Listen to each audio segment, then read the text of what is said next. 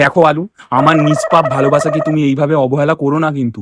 আমি তোমাকে খুব ভালোবাসি, প্লিজ আমাকে তুমি বিয়েটা করো। দেখো পিঁয়াজি, আমি তোমাকে আগেও বলেছি, এখনো বলছি, আমি তোমাকে বিয়ে করা তো দূরের কথা, তোমার সাথে একই ঠোঁয়াতে যেতেও রাজি নই। কেন?